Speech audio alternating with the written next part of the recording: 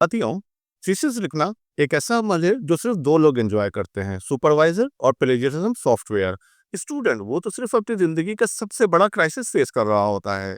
Thesis लिखने का असल मजा तब आता है जब सुपरवाइजर बोलता है, बेटा एक यूनिक रिसर्च टॉपिक चुन लो। भाई, जो टॉपिक यूनिक होता है उस पर रिसर्च होती ही नहीं, और जो रिसर्च हो चुकी होती है उसको यूनिक बनाकर कैसे लिखना है, ये सवाल मुझसे ज्यादा चैट जीपीटी को समझ आता है।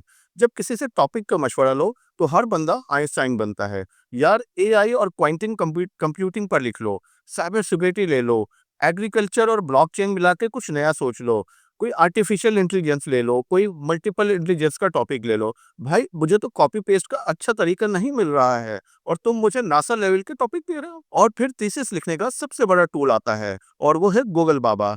एक रैंडम रिसर्च पेपर खोल के कॉपी पेस्ट शुरू करो। लेकिन कॉपी पेस्ट करने वालों की भी कैटेगरीज होती हैं। सबसे पहले आते हैं रिस्क टेकर। पूरा रिसर्च पेपर कॉपी किया, हेडिंग तक नहीं बदली, और सोच रहे होते हैं कि प्लेजियम सॉफ्टवेयर तो इंग्लिश ही चेक करेगा, हम टाइटल उर्दू में लिख देते हैं। दूसरी कैटेगरी में आते हैं परेशान हाल स्टूडेंट। एक जुमला इधर से उठाया, एक उधर से उठाया, हर दूसरे लफ्ज का सिनोनिम बदल दिया। नतीजा, पहला जुमला साइंस का, दूसरा शायरी का लगता है। सुपरवाइजर कंफ्यूज, ये रिसर्च है या शेक्सपियर का नॉवेल। और तीसरी कैटेगरी के लोग आते हैं जो ट्रांसलेटर जीनियस होते हैं।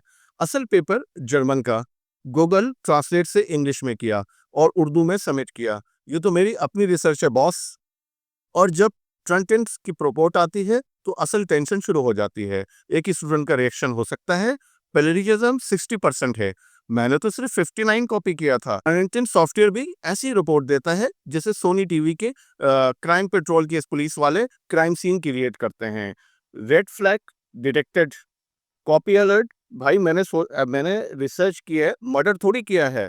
और सबसे ज्यादा टेंशन तब होती है जब सुपरवाइजर रिपोर्ट लिखता है, बेटा 19% तक प्लेजियरिज्म चल सकता है, और हमारी रिपोर्ट 89% प्लेजियरिज्म से बड़ी है।